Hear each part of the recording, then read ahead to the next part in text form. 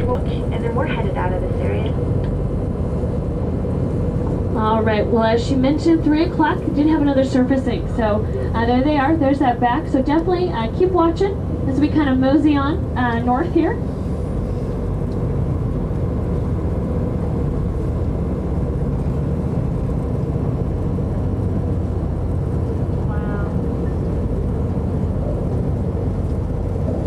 Okay, well, there's at least 2 up at the 3 o'clock.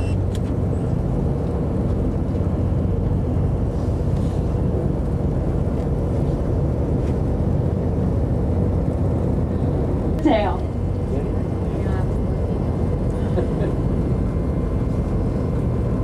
There he comes again. Yeah, there's the arch. And another tail. There it is. We do have another humpback whale at our 1 o'clock.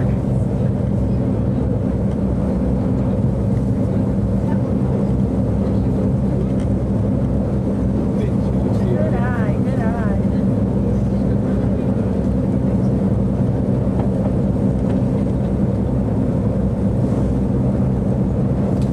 All right, there's 2 mountains out there. Oh, there's the blower, 1 o'clock. Over there. 1 o'clock. Oh, there it goes. Did you see that glacier? Yeah. Wow. That is incredible.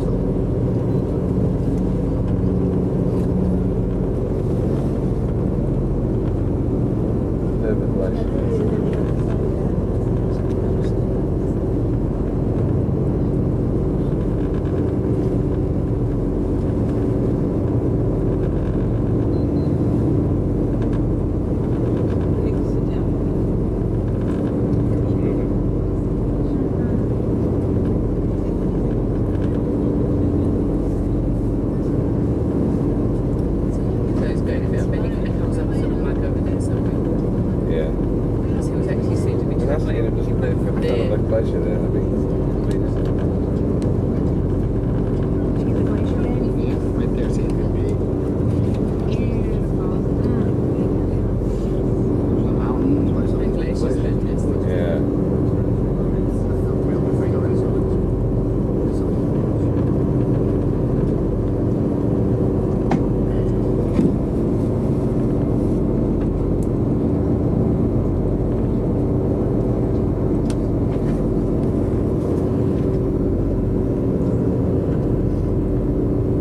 Something bobbing its head up right out there.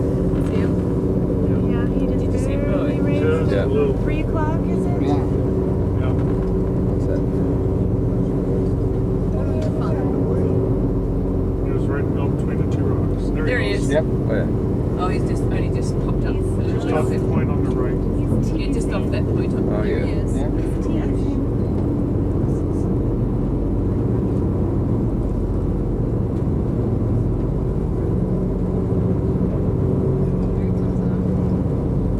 There he is again. See, look, it's just a little Yeah. bit. All right, well, our sharp-eyed engineer Mike spotted this whale from quite a ways off, and from what he's been seeing as far as behavior, he's assuming this whale looks like it might be traveling, looks like it's headed south. So that's why we're not seeing any real big high arches at the back, just kind of moving across our 3 o'clock or our starboard side. So again, we're going to get another look before this whale heads a little too far south for us. So just be watching, but be aware that it could. Oh, there it is, 3 o'clock. Oh, yeah, blowing over there, darling. Further Oh, he's over. moving. Where? Oh. Right around.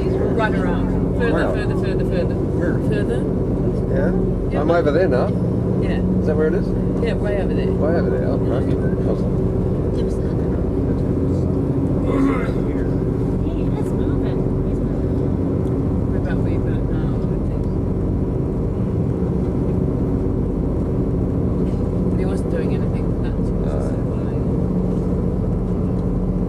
showing a tiny bit.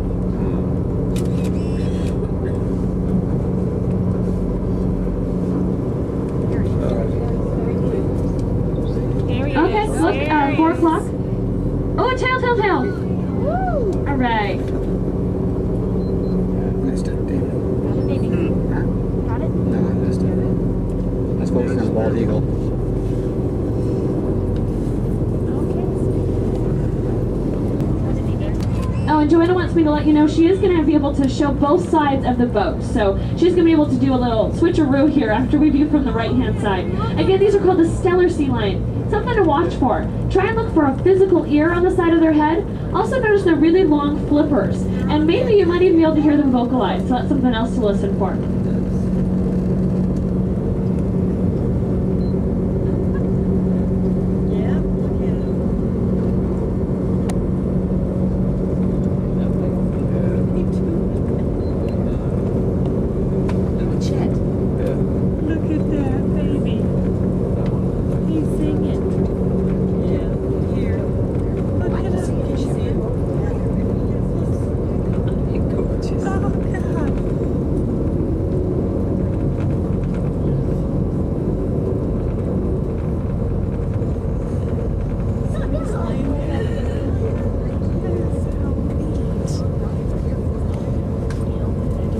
How's that picture with the glacier there? Was I know. Oh, yeah.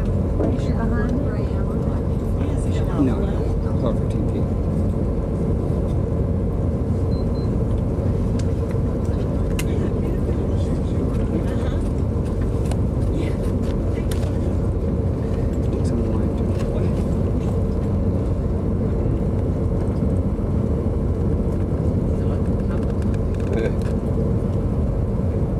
My camera didn't get as good zoom on your. Oh, yeah, quite good. The one mountain on far 11 is keeps putting his head up like he's seeing.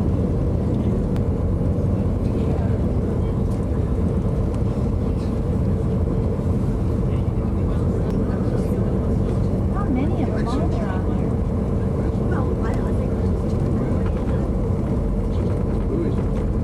You see the glaciers here in the background? The sea lions in the foreground? But separate up there. Yeah. Did you say the Belfast is right? It's full. Blue tint of the glacier. Underneath the clouds. Imagine if you were swimming home there, you could stuff. Yeah, it would be.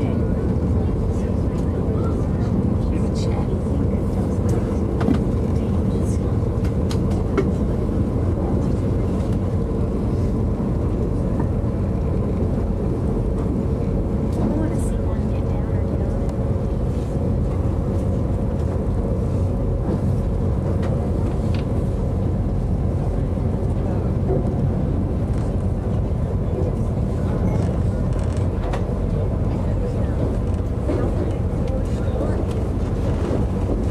Everybody's going over on the other side.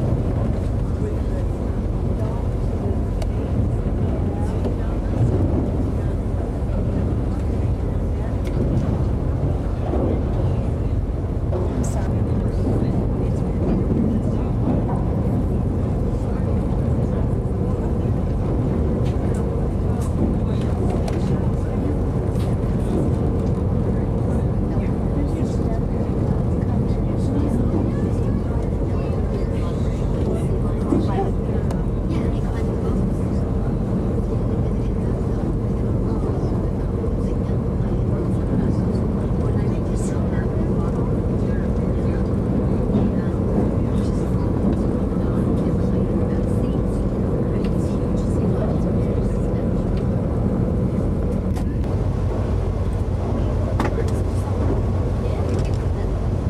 I'm not sure which way he's headed, so we're gonna kind of. Oh, there he is, right there. Yeah, I've seen over there.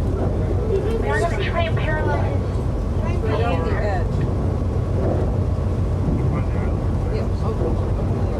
See him there? Yeah.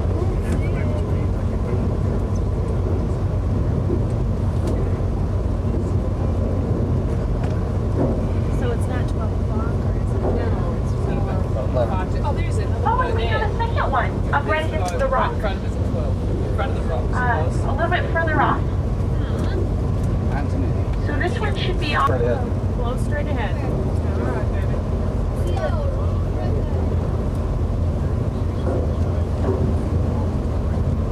Iceberg Janet.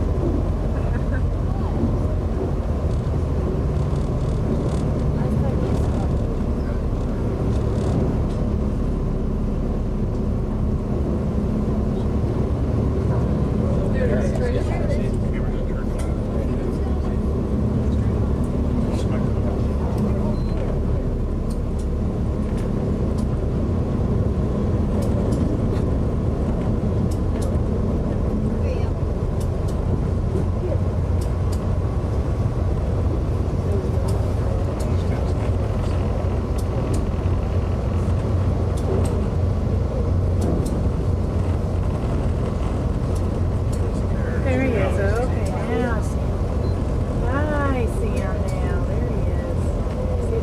Yep. Chloe's heading to the left. Uh-huh. Just look for a cloud. You see one?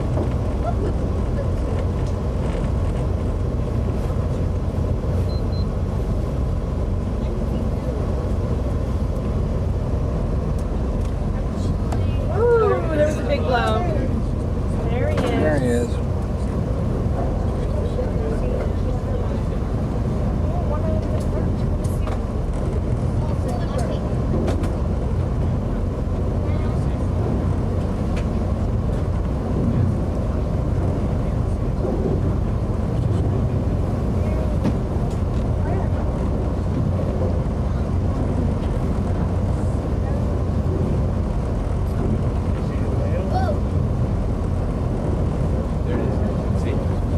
Head left. There he goes. Okay, yeah, 12 o'clock. Wow. Tires to the back. And I think that may have been a terminal. One there.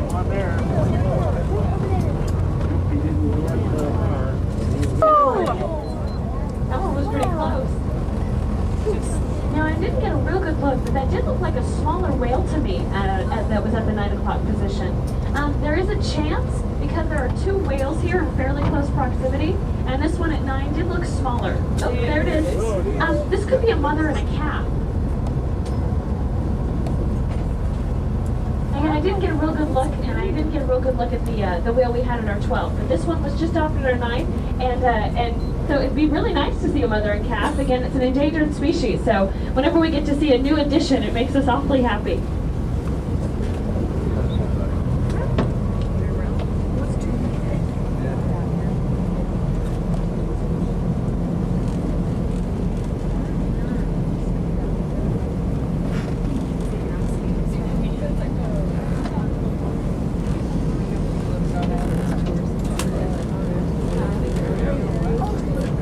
There he went. There is.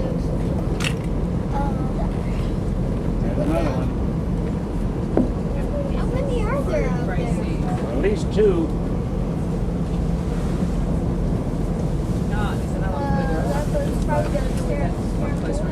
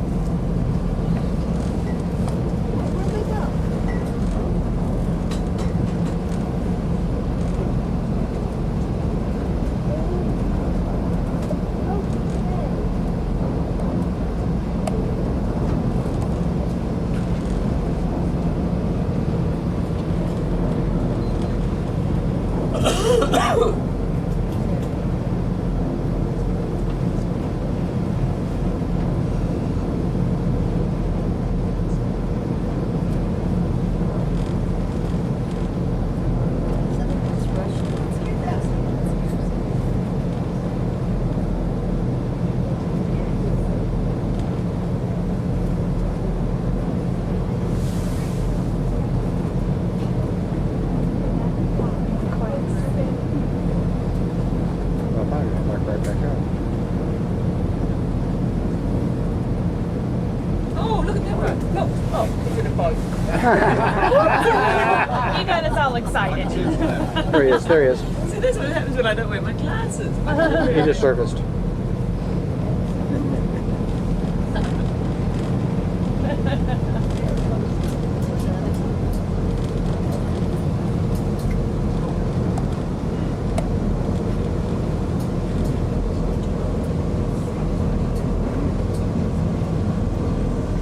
Well, it's pretty lucky. Baby's headed the same direction we are, south. So I'm gonna go ahead and turn. So there's that blow Oh, yeah. at 3 o'clock. 3.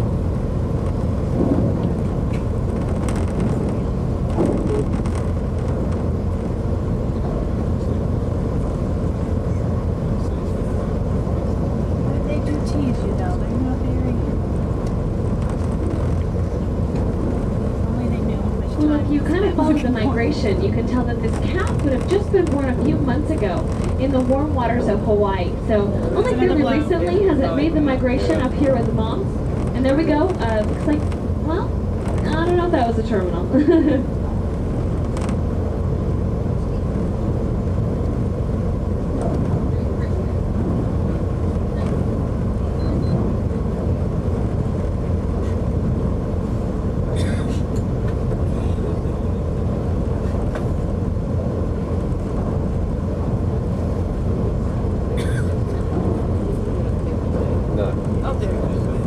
There he is. Oh yeah, 3 o'clock, another 3 surfacing. o'clock. I didn't get a perfect look, but I think that was the calf. 3 o'clock. Now the first year of this calf's life is a big one. Again, this is the only year they'll spend with mom. Another surfacing. Hi Arch, and a tail. Oh, not bad. Got it. That wasn't Fanny, I don't think. Blue.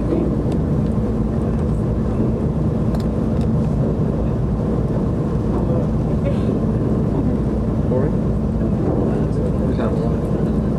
Who's had a blunt? Going again over there. Was it? Oh yeah. Oh yeah. All right, well a really nice view. I'm so glad we got to see a mother and calf. That calf is most likely still nursing right now, probably still feeding off of mother's milk, whereas mom is again onto her solid food, of course. She's eating those small fish, plankton, and krill that are found in these waters, and she's eating a whole... Here's a little otter. There he is. Did you get him? No. What's he doing? Eating or something? I think it's a baby. Well, when hungry after the winter. This is a baby. Forward. Where'd he go? Are you going back in? Where'd he go? I lost him. I lost him too.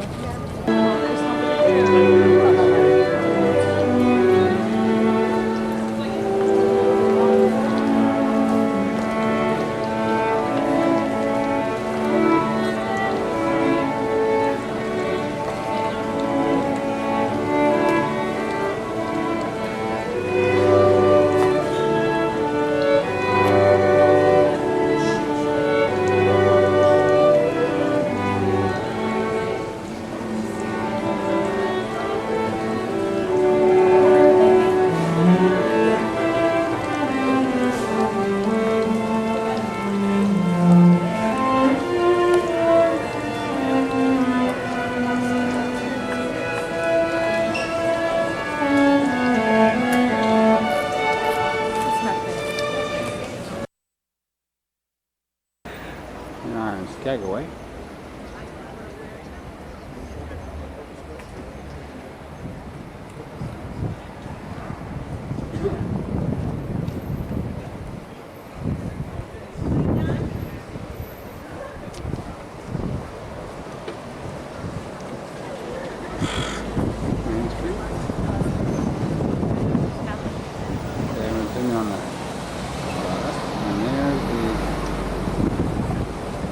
Lady of the evening in the window.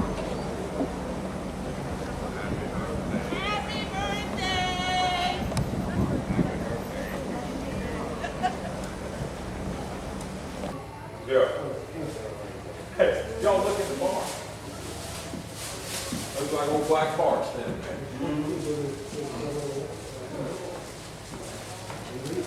How about that? Go pop your hand up over here, Ed, and see if you can play.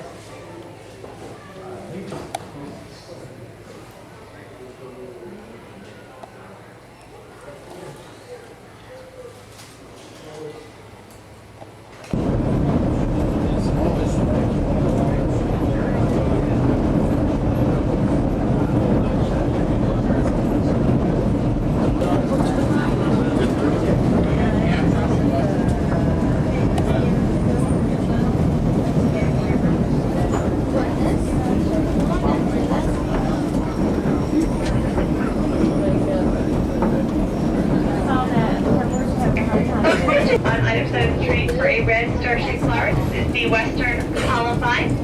Also, there are some purple wild geraniums here. Now, the story of our railroad begins with the desire to capitalize on the thousands of eager gold seekers who are coming up towards the Canada border. Dawson City is smack in the middle of this, a little on the Canadian side. 6.9 on your rail net. This narrow granite corridor was created by hand blasting and drilling back in 1898. Took them 250 tons of blasting powder.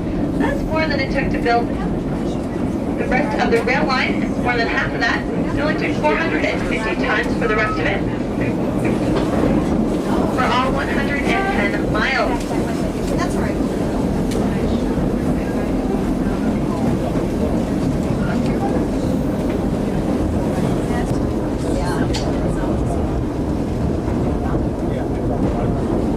Start to see remnants of Brackett's Toll Road.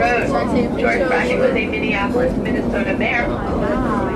George Brackett came out here and hoped to strike a rich, but he soon found out it was far easier to strike a rich off the gold seeker than one to actually go for gold yourself. So he built a 12-mile road that stretched up towards the White Pass summit, which is mile marker 20.4 in your rail map. That's where we are headed. This road, he charged $1 per hiker or $10 per horse and wagon. This thing fell way off. And George Brackett was pulling in as much as $1,000 per day. Now it's so hot. Right after Brackett's Toll Road comes the Skagway Rapids. This is the whirlpool section of the river. They have never been successfully navigated, so they're called Class 6 Rapids. If you want fame and fortune, you can head on down them. But I feel honored to tell you that there's no hospital here in Skagway. We'd either med flight you to Juneau or we haul you 110 miles to Whitehorse in Canada's Yukon Territory.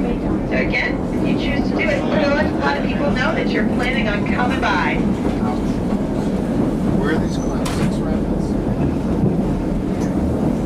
You can go down there? No, you can't. No one's ever navigated it. What do you mean? No one's ever been able to go through this. I find that hard to believe. Yeah, I know. I just don't want kayakers to do things way rougher than this. I'm not calling this right The great building across the way is Skagway Incinerator. This is where we haul all of our...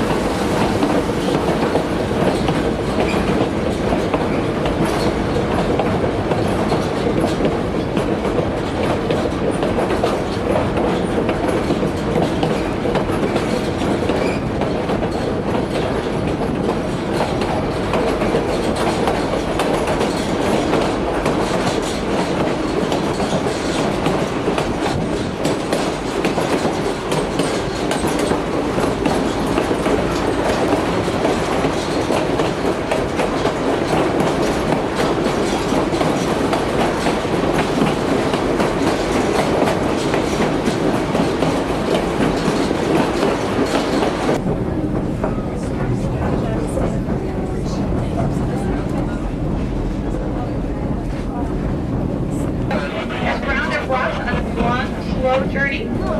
It releases these rocks in the form of a fine.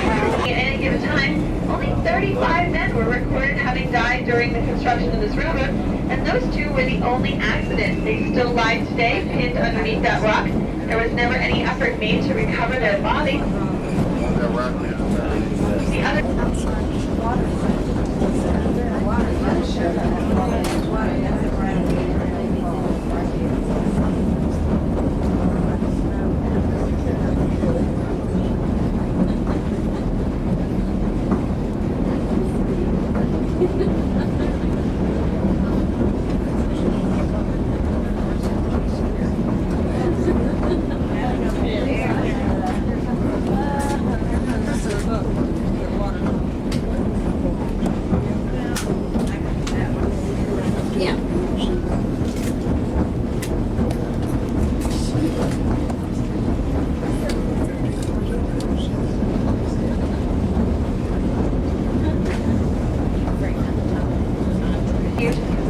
between his knees. The other one actually supposedly died doing this. I don't know how good the records were, but...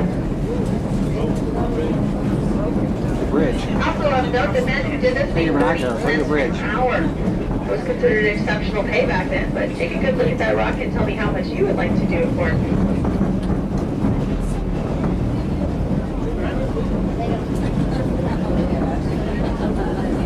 The insulin you're looking at across the way is Bear Country. Can't promise we're going to see one because we took them off the payroll for poor work habits last week, but occasionally we see one. They are little plump black bears quite often, and black bears are smaller and a little bit less dangerous than a grizzly bear. They can't cohabitate with grizzlies because grizzly bears will eat them. So grizzlies do not habitate in this area, and they live on the interior side of the mountain.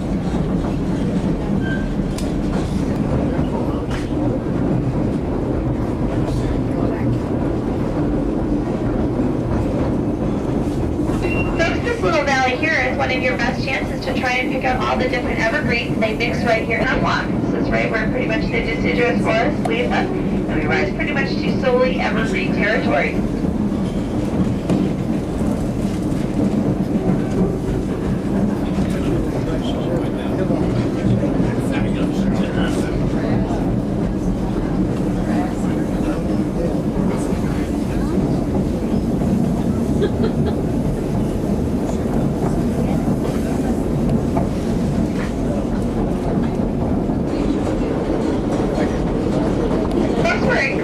Station, mile marker 14 on your rail map. Again, another excellent photo of the trains that curves around. We pass back over another tributary of the Skagway River. Now we're starting to climb the High Line, the steepest portion of our trip today. We're climbing at a rate of 206 feet in elevation per mile here. Now, some surveyors recently looked over our White Path to Newfoundland Railway. They concluded that Michael J. Heaney, more than 100 years ago, chose the most obstacle-ridden path up the White Path to construct his railroad upon. However, he was an interesting guy. He was a very large man. He was fond of whiskey and fine cigars. Kind of funny considering that he forbid his men to do anything he would not do himself. He was often found riding the trailway from dawn until dusk, helping to lay down a few rails here and there. He was an extremely great motivator. He was extremely well liked.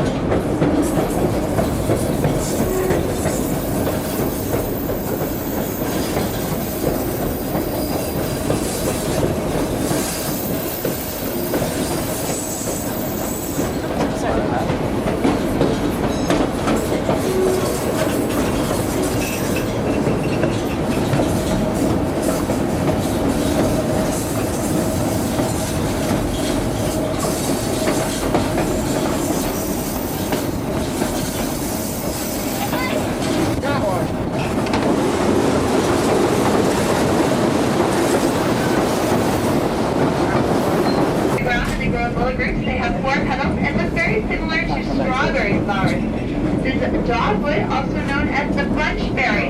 It's going to produce some bright red little berries later in the season. Across the way, we are looking at Mine Mountain. Mine Mountain is a famous home for mountain goats. Yeah, look, there's a little waterfall right here.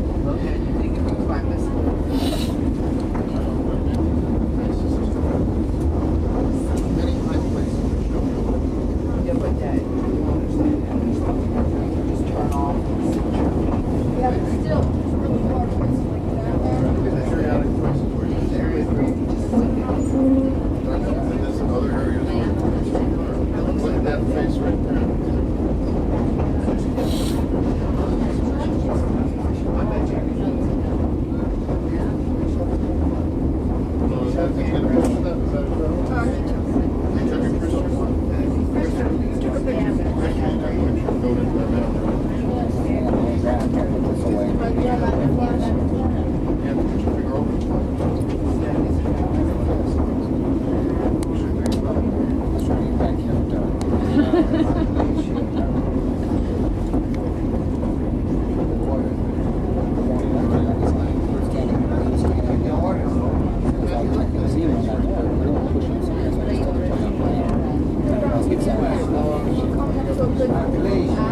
I think we have a couple more to pass through. We need to railroad ties. We need to have railroad ties. Yeah.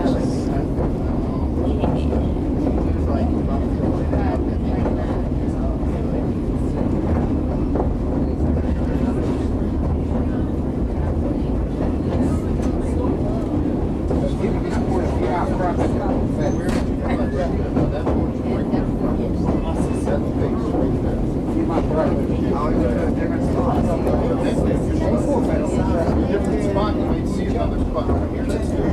But I'm gonna give it another spot. Look right in front of you. Right in front of you. I couldn't decide what the name is. Go right up there. That's the only place right there that you can find.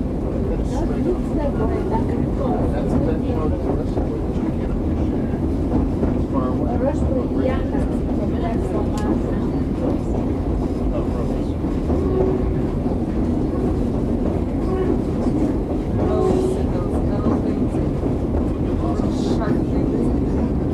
Passing along at the Dead Horse Gulch right now. Dead Horse Gulch is a safari chapter in the Goat Seekers Town. More than 3,000 pack animals perished on this trail road. So you could not use pack animals on the Chilkoot Trail.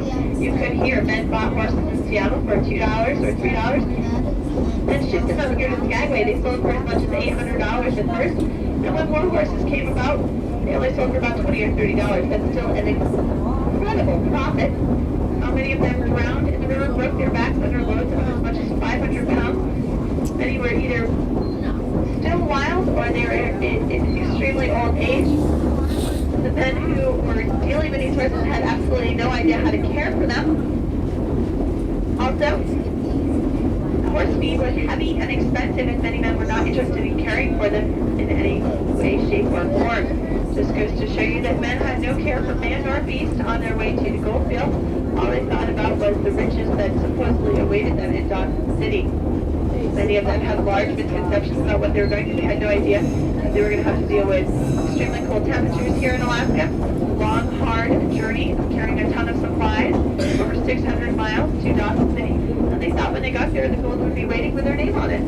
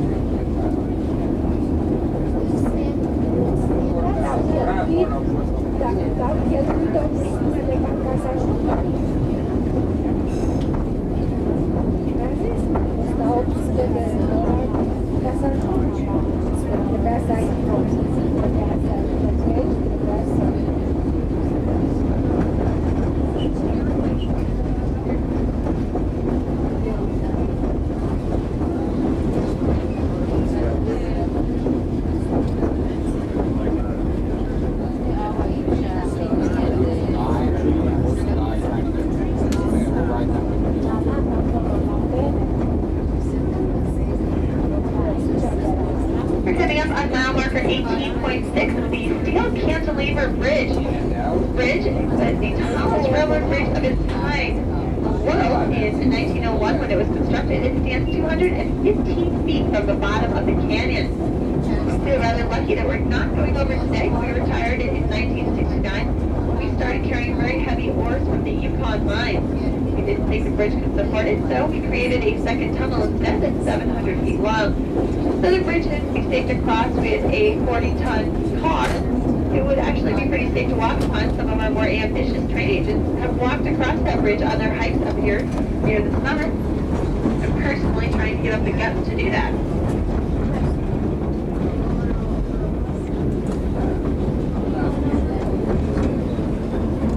Mom, we're not going over.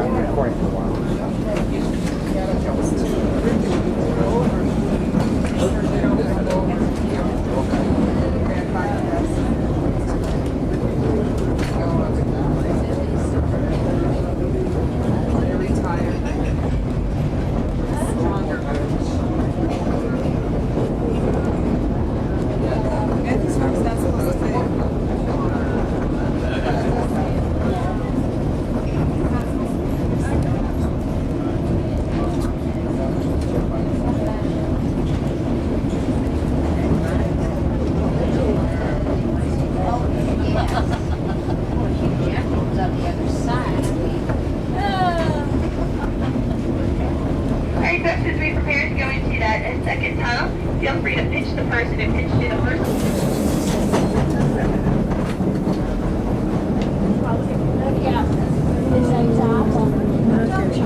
Beautiful, beautiful blue water.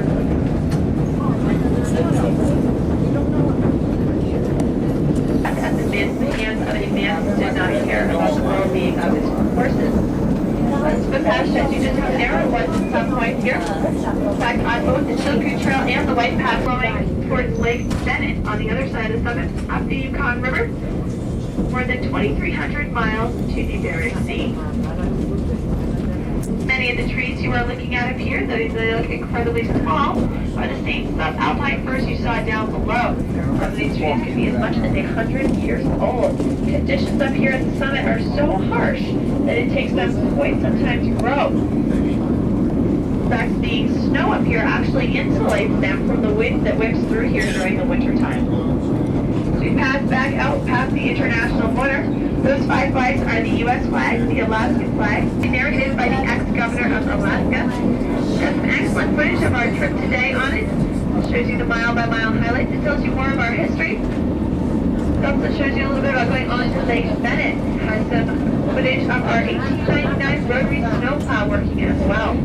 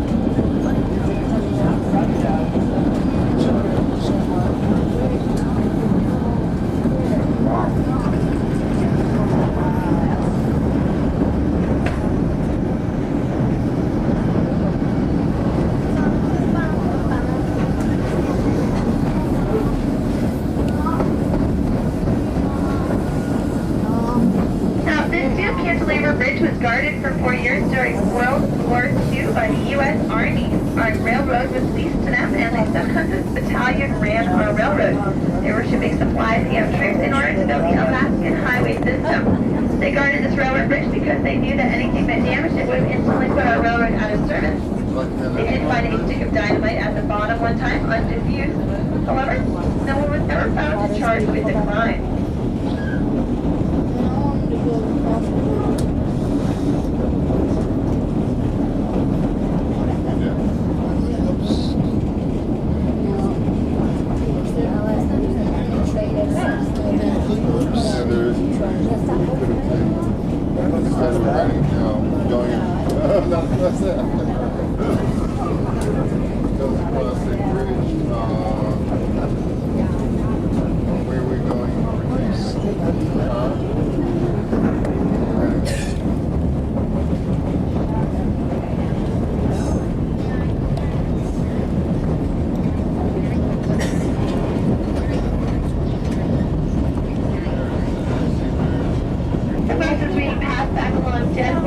Here, I'm going to read you a passage from Jack London.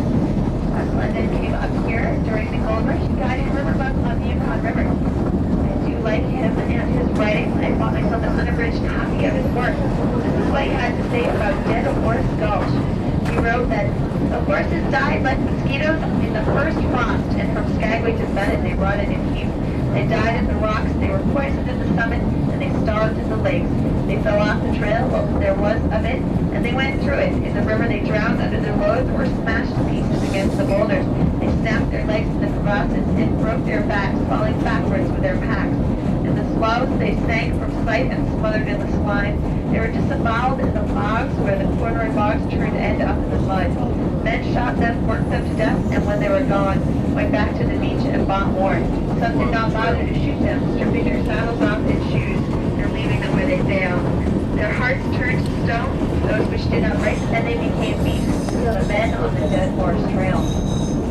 I know that it's a rather plain mentality of what these men were doing on their journey towards the gold field, but also just how this whole journey is something that we probably can't picture today in our modern life. They strapped wooden boxes to their backs because they didn't have any internally structured backpacks. They probably didn't smell so great because they had to wear leather pants and heavy outer garments. They didn't have any Gore-Tex or cleats to guard them against the weather or the elements. They had to do almost everything on foot. They didn't have anything from the Segway scooter to bicycles. Folks, the video we're offering today is a brief synopsis of the same tour and trip that we have seen today, showing the same little highlights along the way, and is fully narrated. So it's a great little gift to show those at home what you've experienced. 30 minutes long, just $8. And you have change. If you're going about quality, good quality finished just last year. Most recently one finished by the railroad. Great drive, wait.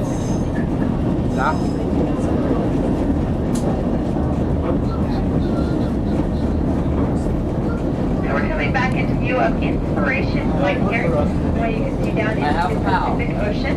Which is what The you remnants of our ore dock down there. There's a little VHS fire PAL coming out here. for the UK, When we were shipping our ores Australia, to the Yukon mine, we would bring it down to that dock and load it those onto a that know ship. they're $15. The only difference. We order considerably fewer of those. Now some of you may have noticed some car wreckage down in the valley below. We are past it now.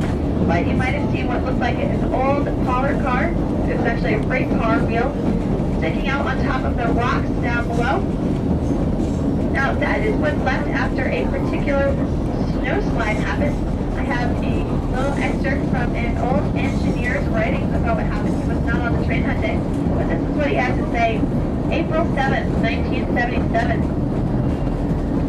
At about 17.5 miles up the hill, there's a snow shed we call the Hammond Slide Shed. And south of it, for a good 200 feet or a little more, is a retaining wall and a sheer drop off into the canyon below.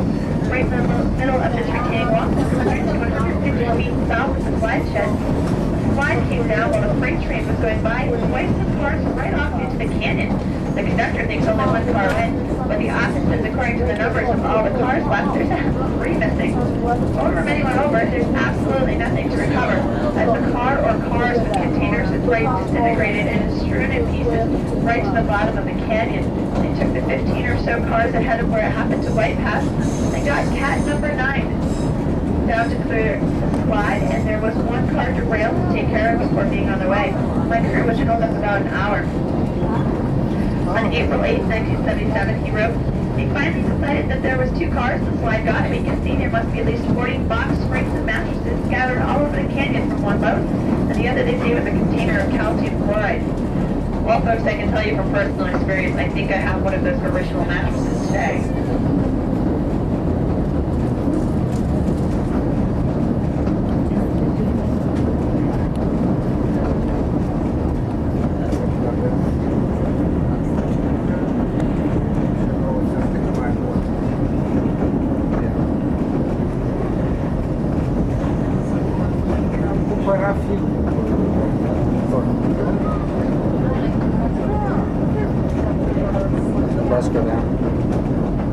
Yeah, when we come out, be prepared for a beautiful view of Glacier Gorge.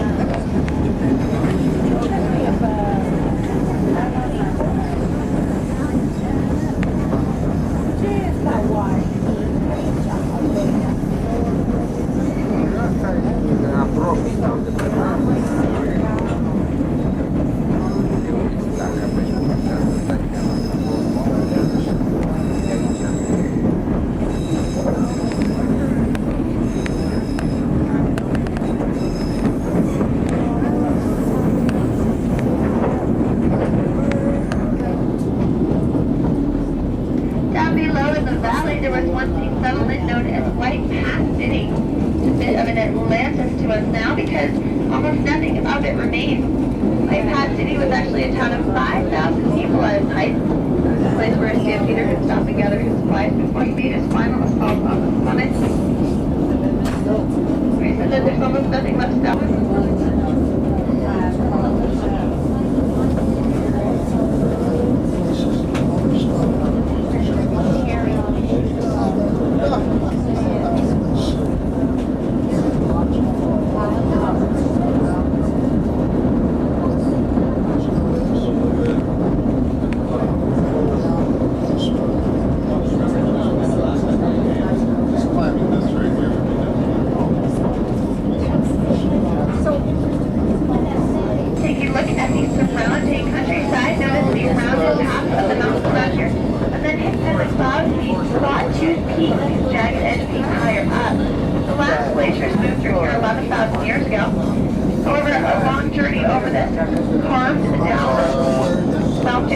Down to the rounded top you see today, Sawtooth Peak above us on the right hand. It's like a mattress that's been sat on. This ground here is rising now at about 2 inches per year. That's an incredible rate for the ground to be coming back up after having been depressed so long by a glacier.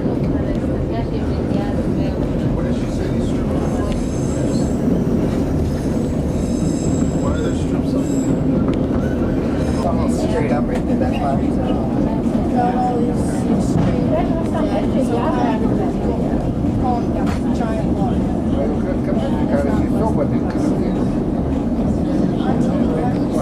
That wasn't classic, that was like classic. I was in the wrong way.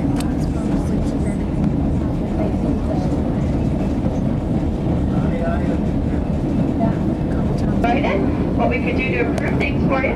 We love comment cards around here at the White Pass Newcomer Railway. We'd like to know what we can do to make our trip better. So folks, please fill one out.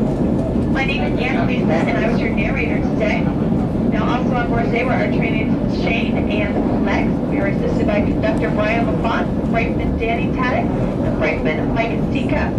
Thank you. Shane will be taking us back towards town.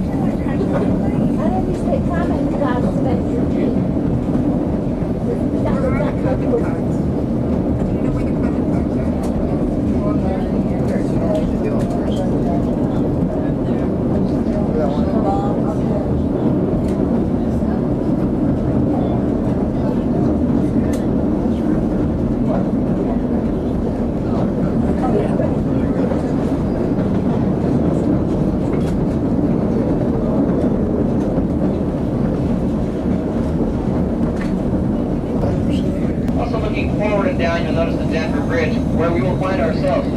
a 1 mile strip of rails.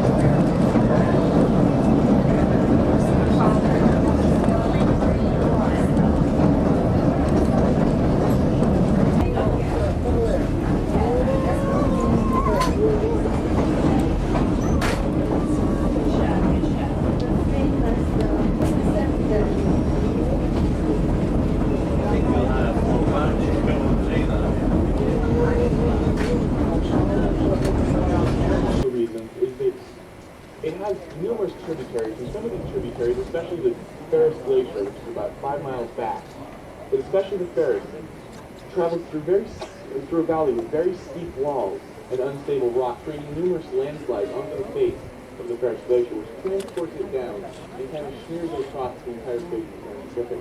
The other reason is, as I said before, Grand Pacific isn't really receding back very much, it's kind of melting down. And there's ice, or there's rock in with the ice in any glacier. You can see it in the Marjorie directly ahead. You can see those layers of brown. As the ice melts, the water trickles down through the glacier. It doesn't run off necessarily.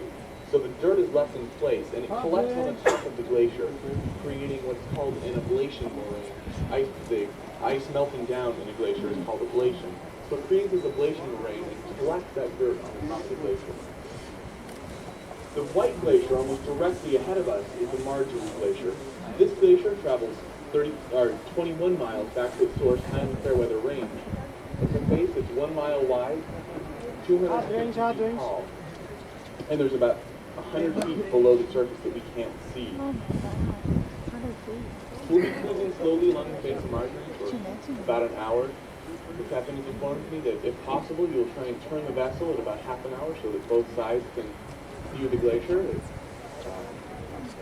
during the time that we are at the glacier, my partners and I will be up on the deck answering questions. This would be your best chance to get outside and view a glacier.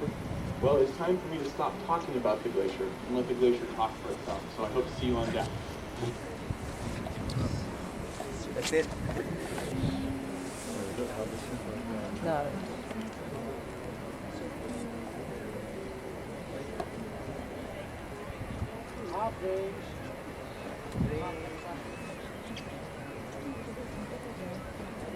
It's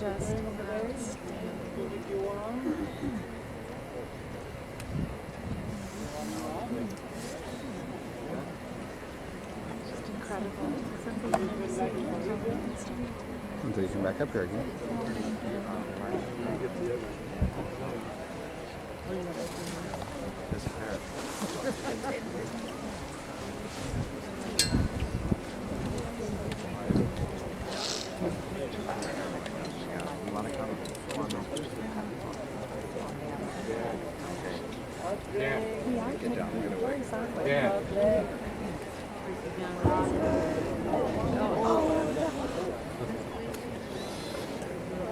Thank you.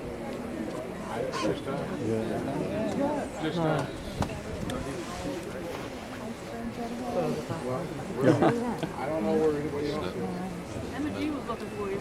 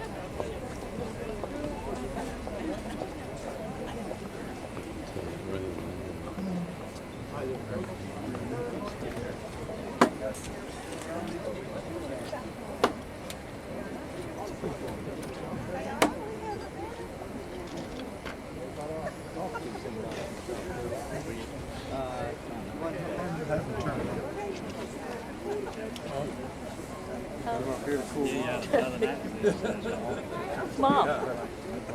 Smile. She's like,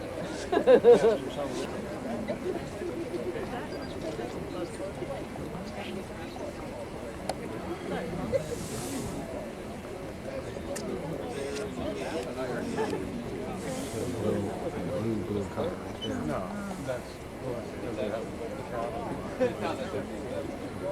Tip about 2 minutes. He's in here. He's not right, isn't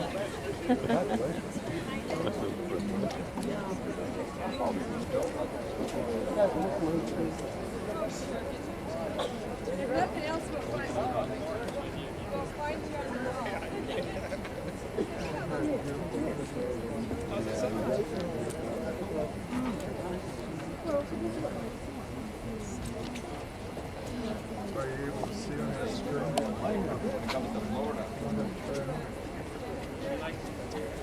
Oh, that's okay.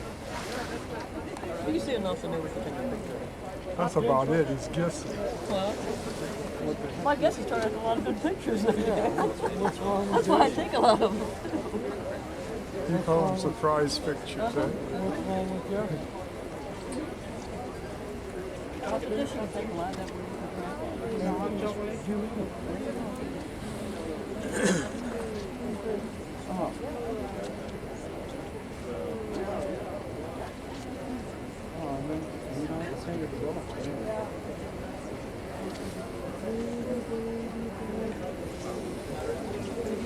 Other batteries? Well, it wedged in the same. It wedged in the The one that flipped it over. Sorry. Isn't that crazy? How much battery costs?